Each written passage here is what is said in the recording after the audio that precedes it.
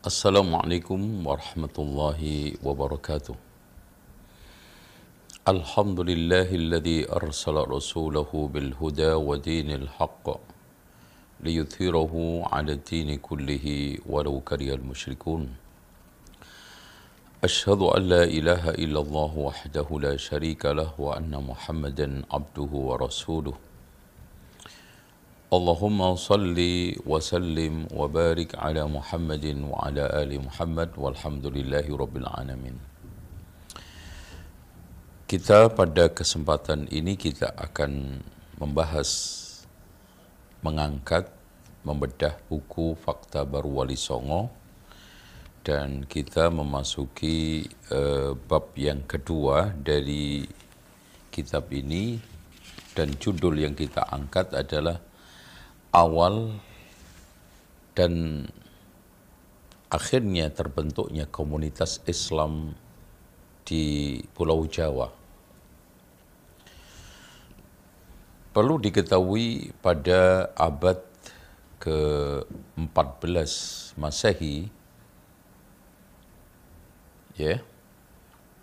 Jawa masih didominasi oleh kerajaan yang sangat kuat dan populer, yaitu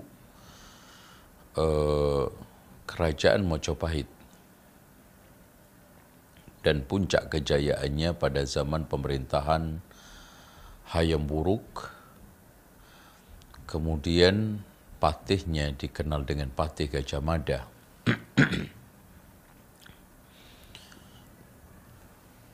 Dan perlu diketahui bahwa Hayam Wuruk ini adalah raja generasi ketiga. Nah, kemudian pada waktu raja generasi yang keempat, atau Brawijaya IV, yang dimana Wikramawardhana ditetapkan oleh Hayam Wuruk untuk memegang tampuk kerajaan barat yang ada di Mojopahit, yang tepatnya adalah di Trowulan, dengan nama ibu kotanya adalah Majalengka. Kemudian Raja Timur yang tepatnya adalah di Blambangan dipimpin oleh Bray Wirabumi, yang akhirnya terjadi konflik sampai terjadi perang saudara antara keduanya, yang biasanya dilakonkan di dalam ketoprak atau sejarah Jawa, tutur Jawa adalah Menak Jinggo sama Damar Wulan. Ini sebetulnya adalah nama kiasan, tetapi aslinya adalah Wikramawardhana, yang sebetulnya Wikramawardhana ini adalah menantu,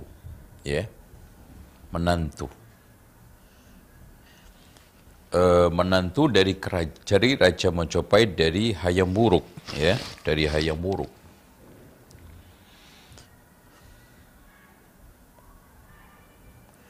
Kemudian yang kedua, ini anak yang Bray Wirabumi itu adalah anak, tetapi sayangnya adalah anak selir. Nah, inilah yang terjadi fenomena, akhirnya terjadi perebutan kekuasaan sampai terjadi perang saudara.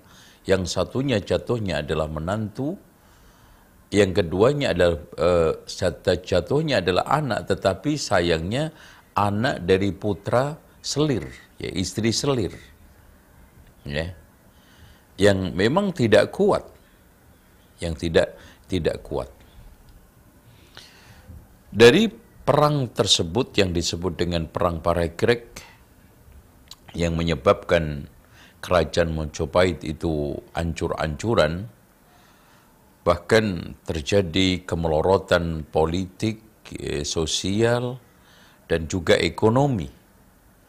Tetapi yang lebih berbahaya, katanya Profesor Dr. Mulyono, ahli sejarah Indonesia, adalah turunnya mental masyarakat. ya, mental masyarakat yang sudah lapuk, mental masyarakat yang sudah rapuh, ya, sehingga menyebabkan Mojopahit itu melorot, hancur, dan akhirnya adalah hilang pada tahun 1527 untuk selamanya.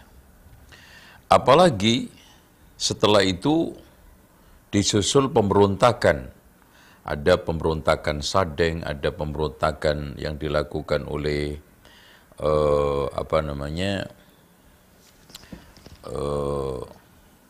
Tuban, ya, Ronggolawe. Kemudian terjadi satu pemberontakan yang sangat besar yang dilakukan oleh Girinda Wardana yang tidak lain adalah anak cucunya Jayakatwang dari Kerajaan Kediri, makin menghilangkan kerajaan tersebut dari peredaran. Makanya raja yang terakhir setelah terjadi peperangan tersebut yang tidak lain adalah Kertawijaya, ya, yang itu beristri Darawati yang nanti bibinya Sunan Ampel yang menyebabkan Sunan Ampel itu datang ke Jawa. Nanti kita akan bahas biidznillah. Tayyib. Dari kondisi sosial ekonomi, ya, dan juga politik yang rapuh, yang itu didasari atas lemahnya mental rakyat Mojopahit, rapuhnya mental rakyat Mojopahit, sehingga menyebabkan hilangnya satu negara, hilangnya satu kerajaan. Maka di sini sudah mulai ada kekuatan Islam yang merambah ke Jawa. Yang perlu diketahui bahwa tahun 1400 itu Malaka sudah mulai menguat. Nah ini nih, ya. Sementara ketergantungan Mojopahit terhadap Malaka itu sangat tinggi. Ditambah lagi, tidak sedikit para pejabat Mojopahit itu yang masuk Islam. Dalilnya, buktinya, ada pekuburan di Trowulan sana, ya, dan tidak mungkin kuburan itu milik Hindu, karena orang Hindu itu kalau di ngaben atau kremasi, ya, dibakar. Dan yang menarik, kuburan itu berdasarkan tahun Saka, ya, bahasa Sangsekertanya itu menunjukkan mereka-mereka itu mati antara abad 12 sampai 13. Loh, Masya Allah. Berarti awal-awal berdirinya kerajaan Mojopahit itu para pejabat mereka itu sudah banyak yang masuk Islam. Apalagi setelah Brawijaya V yang tidak lain adalah Kertawijaya, banyak di antara anak-anaknya yang masuk Islam. Di antaranya adalah Lembu Suro, Lembu Peteng, Kebu Kenongo, dan juga Aryo Damar yang tidak lain adalah Adipati Palembang masuk Islam. Diislamkan oleh Sunan Ampel ketika itu. Oke. Nah, bahkan bukan hanya abad 13, bukan hanya abad 12, bukan hanya abad 11. Di Gresik sendiri telah ditemukan satu pemakaman yang di antara sekian pemakaman itu bisa diidentifikasi nama di antara nama kuburan itu adalah Fatimah binti Maimun bin Hibatullah. Itu tertulis di nisannya itu wafat pada tahun 475 Hijriah atau tahun 1082 Hijriah Masehi. Jadi abad 10 menjelang 11 itu sudah ada komunitas terbangun di sana, terbentuk di sana. Oleh karena itu kalau kita bisa kalkulasi atau kita spesifikasikan Islam masuk ke Indonesia, terutama ke Jawa itu ada 3 tahapan. Tahapan pertama adalah masuk. Para saudagar, para muallim, ya, para muballigh, dan juga mungkin utusan-utusan diplomatik yang mereka itu datang pergi. Ya karena di sana pelayaran setiap saat, ya, setengah tahun itu angin menuju timur, setengah tahunnya lagi angin menuju barat. Maka di dalam masa penungguan angin yang bertiup ke barat, maka pedagang-pedagang saudagar mubaligh itu tinggal sesaat.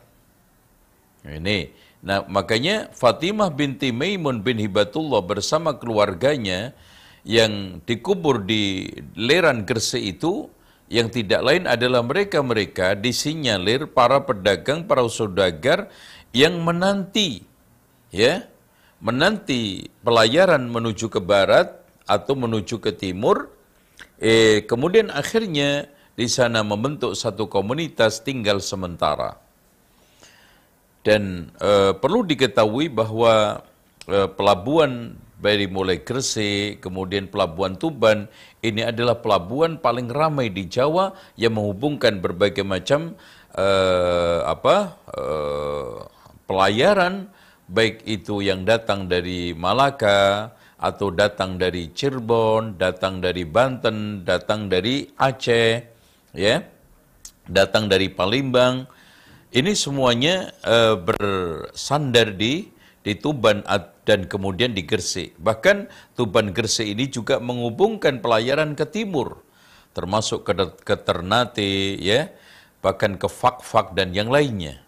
Ya, ini kondisi pelayaran di Jawa Timur yang itu terbangun sejak zaman dahulu kala dan akhirnya menjadi satu bandar atau bandara yang sangat bergengsi, rame pada saat pemerintahan Hayam Wuruk dan juga patihnya Gajah Mada Mojopahit, karena memanfaatkan dua pelabuhan tersebut sebagai pelabuhan internasional dan pelabuhan pemerintahan pusat.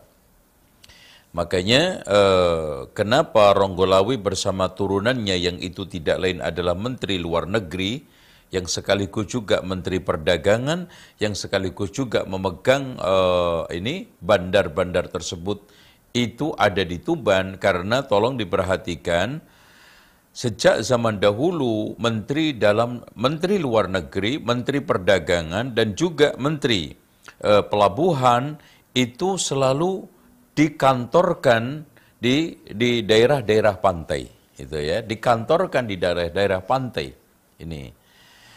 Taib. Kemudian datanglah dai-dai, ya, ada yang datang dari Arab langsung, sebagaimana yang telah ditegaskan oleh Profesor Dr. Naqib Al-Attas. Ada yang datang dari Gujarat, dan itu bukan orang India, tetapi orang-orang Muslim, yang itu mungkin dari Arab, dari Persia, mungkin dari Hadramaut yang tinggal di sana, melebarkan sayap dakwahnya ke Jawa. Gitu. Oleh karena itu, dari penjelasan-penjelasan di atas, kita bisa membantah teori Senuk Horgornya bersama konco-konconya CS-nya yang meneguhkan bahwa Islam masuk ke Indonesia itu diawali abad 13. Bahkan abad 13 itu kita bisa katakan sudah terbentuk tahapan ketiga, ya. Yang pertama adalah tahapan pelancongan, tahapan kedua adalah pembentukan komunitas, kemudian yang ketiga adalah pembentukan kekuasaan. Jadi sudah ada kekuasaan di Aceh, ya, yang tertulis bahwa di sana ada seorang raja Aceh namanya Meraselu yang berganti nama Malikus Soleh, itu meninggal tahun 1293. Jadi awal-awal berdirinya kerajaan Mojopahit, di sana juga telah berdiri kerajaan Islam yang akhirnya menjadi suatu kerajaan Islam yang kokoh. Puncaknya Malik Zohir Shah yang sampai Ibnu Battutah itu datang ke sana 2 kali pada tahun 1345. Nah, di sini juga memberikan satu sinyal kepada kita bahwa kejayaan Mojopahit yang pada waktu Hayam Wuruk dan Patih Gajah Mada yang sudah mampu menaklukkan seluruh Nusantara tidak bisa menaklukkan Aceh. Karena seperti yang ditegaskan oleh Kiai Haji Saifuddin Zuhri di dalam bukunya Perkembangan Islam dan Peradabannya, itu dia mengatakan terbukti pada tahun itu, tahun 1345, masih terlihat kerajaan Aceh itu kokoh dan berjaya, bahkan sangat kuat. Sebagaimana penjelasan Ibnu Battutah di dalam kitabnya Rihlah Ibnu Battutah. Ya. Kemudian terbentuklah satu komunitas dakwah. Dimulai dengan kedatangan Syekh Maulana Malik Ibrahim yang dikatakan oleh Profesor Dr. Drewes, dialah yang bisa ditemukan, yang bisa diidentifikasi wali pertama yang datang ke Jawa. Ya. Dia juga dikatakan Syekh Maulana Malik Ibrahim Al-Maghribi, berarti datangnya adalah dari Maroko, dan itu sangat tidak mustahil karena Maroko ketika itu adalah tempat lalu lintas, ya, peradaban, dai, ulama yang menghubungkan antara Asia dengan Eropa. Sehingga ulama-ulama yang kapabel, ulama-ulama yang besar, dai-dai yang hebat itu datang dari Maroko, karena Maroko adalah daerah kekuatan yang menghubungkan antara Eropa, Andalusia dengan Asia, Arab. Dengan demikian, dari sini maka sudah muncul para dai, para wali. Dan perlu diketahui wali itu bukanlah orang sakti berjaya wijaya, sakti mondro kuno, ora tedas paluning pandai, otot kawat balung ngesi, tidak. Wali itu adalah petugas. Maksudnya para wali adalah para petugas dakwah. Dan sampai sekarang kalimat ini dipakai, istilah sekarang wali kota. Itu adalah petugas kota tersebut. Ada wali murid karena petugas penanggung jawab anak tersebut, ya. Dengan demikian suatu istilah yang diada-ada kalau sudah berbicara masalah wali, apalagi dikaitkan dengan wali songo, selalu mistik, selalu nilainya adalah nilai supranatural yang dihubungkan dengan hal-hal yang aneh, legenda-legenda, mitos-mitos yang tidak masuk akal, ya. Dengan demikian, istilah wali yang benar adalah petugas dakwah. Di mana pada zaman pemerintahan itu, pada abad 14 sangat masuk akal karena yang memainkan peran politik kekuasaan pada waktu itu adalah Utsmani. Ya, Daulah Utsmaniyah yang ketika itu adalah Muhammad Shah I, ya, Raja Muhammad pertama.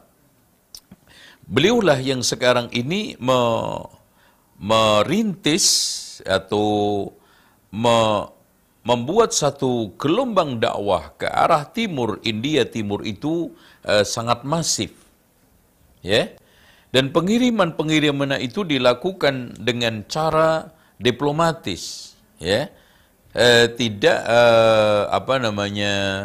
kalau kita lihat individual atau simpatisan, tidak. Tetapi dai-dai yang dikirimkan ke Indonesia, terutama ke Jawa, itu adalah dai-dai yang sudah diseleksi. Dai-dai yang sudah melalui screening kuat untuk layak patut dakwah di Indonesia, ya, di Jawa.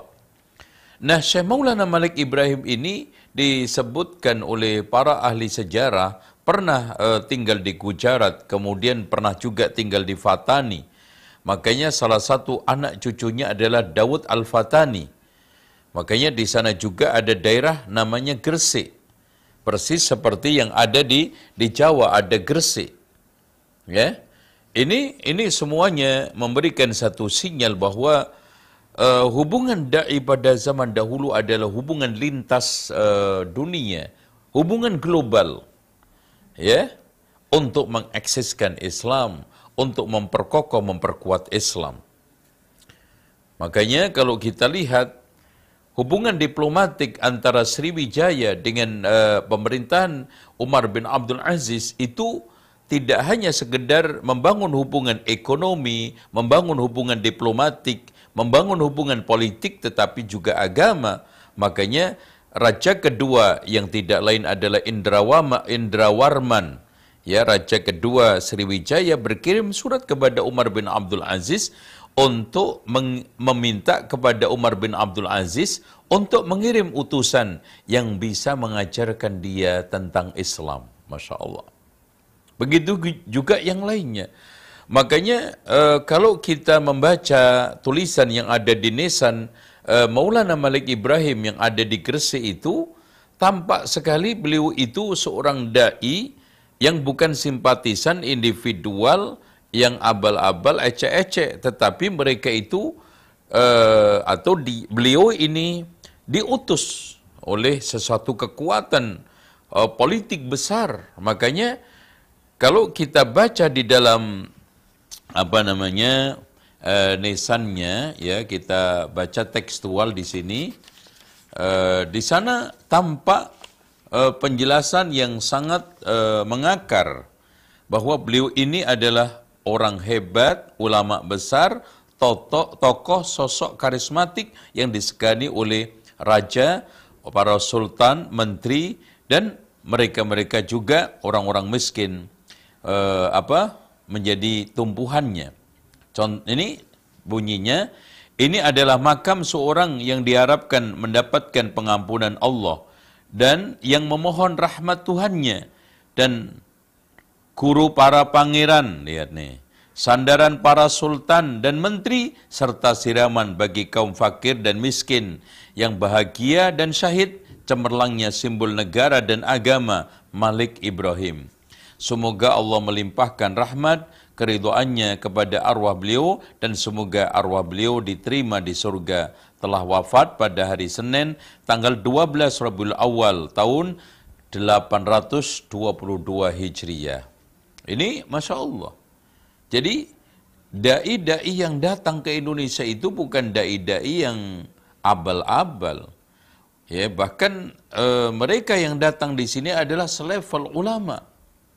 Bahkan kalau Maulana Malik Ibrahim ini ulama besar. Makanya Profesor Dr. Drewes dan juga peneliti-peneliti Belanda mengatakan kalau memang mereka ini bukan ulama, minimal bukan orang biasa. Ini soal kaitannya dengan bagaimana kondisi Jawa pada abad keempat, pada abad 14 atau 1400 sekian, yang dimana Islam sudah mulai kokoh walaupun terjadi pergeseran-pergeseran setelahnya. Setelah Wali Songo periode Sunan Ampel, kemudian periode Sunan Giri, dan akhirnya periode Sunan Kalijogo. Nah, di sini sudah mulai banyak wali-wali Jawa, wali-wali pribumi yang masuk ke dalam tim Wali Songo tersebut. Di antaranya di sana ada Ki Ageng, Ki Ngerang, Ki Butuh, Ki Selo, ya, Ki Ageng Selo, ya. Terus kemudian menurunkan orang-orang yang berpikiran kejawen, di antaranya Ki Pamanahan dan yang lainnya. Inilah sudah mulai terjadi pergeseran ajaran Wali Songo. Kalau tidak, pada waktu tahapan pertama, Syekh Maulana Malik Ibrahim itu masih mengajarkan ajaran murni. Apalagi Sunan Ampel, yang sangat tegas di dalam penerapan syariat, yang sangat tegas di dalam memberikan batasan-batasan syariat, antara sunnah dengan bid'ah, antara tauhid dengan syirik, ya, antara iman dengan kufur. Dan keislaman murni juga masih eksis pada zaman Sunan Giri, yang beliau ini adalah murid sekaligus juga menantunya Sunan Ampel, karena didampingi oleh Raja Ilmu yang tidak lain adalah Sunan Bonang, yang beliau ini di samping teman nyantrinya, bahkan belajar ke Aceh, belajar ke Malaka, belajar ke Mekah berdua, Sunan Bonang sama Sunan Giri, plus juga anaknya, putra tercintanya Sunan Ampel. Dan kita lihat keulamaannya, kepakarannya, Sunan Bonang itu dari bukunya beliau Headbook Fang Bonang, yang disebut dengan istilah Primbon Sunan Bonang, yang sebetulnya ini sedang saya rilis, tetapi sudah bertahun-tahun belum selesai, dan mudah-mudahan nanti bisa menyelesaikan hal itu insya Allah. Demikian saya kira penjelasan tentang awal dan juga awal masuk Islam, kemudian terbentuknya komunitas Islam. Dan insya Allah di masa yang akan datang atau pertemuan yang akan datang, kita akan kita akan bahas berdirinya Kesultanan Demak Bintoro. Nah ini, jadi sudah membentuk satu kekuasaan. Jadi datang sebagai pelancong, entah itu saudagar, atau mereka-mereka yang ingin memulai memetakan dakwah. Kemudian yang keduanya terbentuknya komunitas sampai berdirinya satu kesultanan Islam. Yang pertama kali adalah Kesultanan Demak Bintoro. Wallahu a'lam bishawab. Nanti kita akan bahas ya lika-liku bagaimana berdirinya Kesultanan Demak. Kemudian siapa yang merintis, merancang dan menjadi arsitekturnya Kesultanan Demak. Kemudian setelah itu siapa-siapa aja rajanya, kemudian kita akan bahas masa jayanya dan akhirnya masa terpuruknya, masa hilangnya kerajaan Demak Bintoro untuk selamanya. Wallahu a'lam bishawab. Baik Ustaz, jazakallahu khair, barakallahu fiik atas materi yang telah disampaikan. Semoga Allah memberkahi ilmu yang kita dapatkan hari ini. Kami mengundang para jamaah untuk bertanya kepada Ustadz, baik melalui fitur chat ataupun dengan fitur SN untuk bertanya langsung dengan Ustadz. Kepada jamaah kami persilahkan.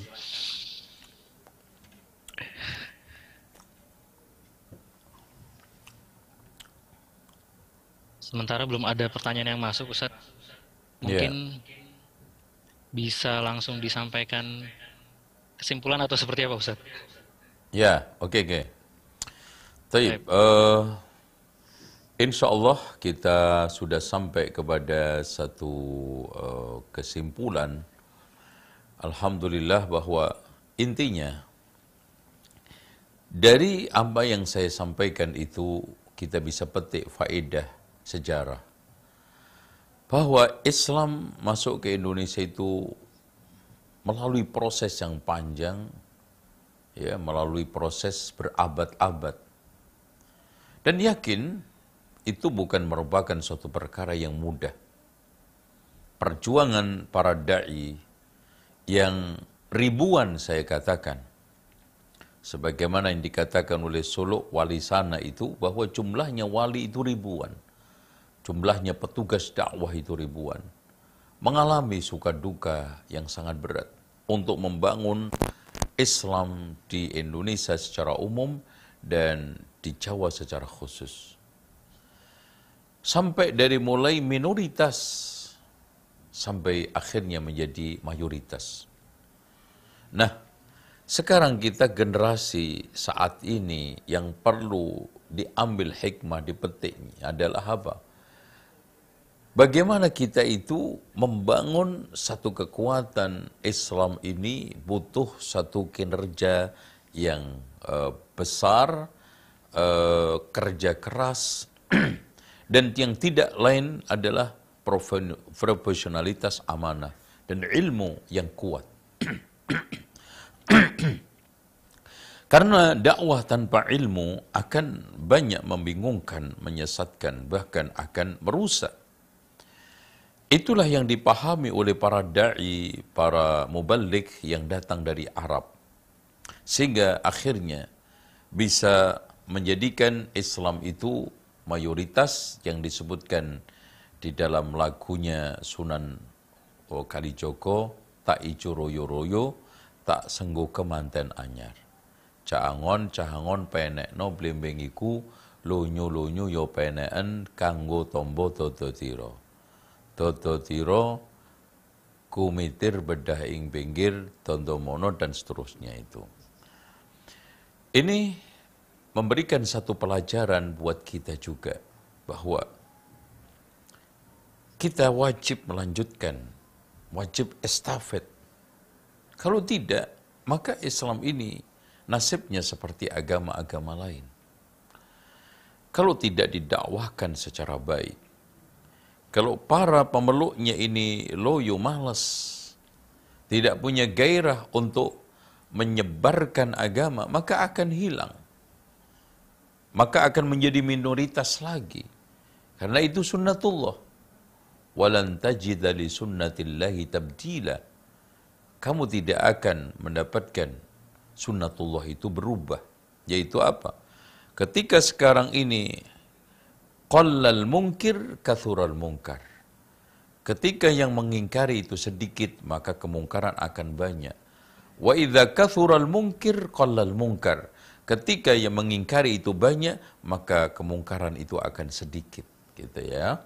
Demikian, insyaallah kita berjumpa di kesempatan lain dan mudah-mudahan apa yang saya sampaikan ini bermanfaat kepada teman-teman yang terutama mengikuti Zoom pada kesempatan ini, dan kita akhiri dengan doa kafaratul majlis. Subhanakallahumma wa bihamdika asyhadu an la ilaha illa anta astaghfiruka wa atubu ilaik. Wassalamualaikum warahmatullahi wabarakatuh.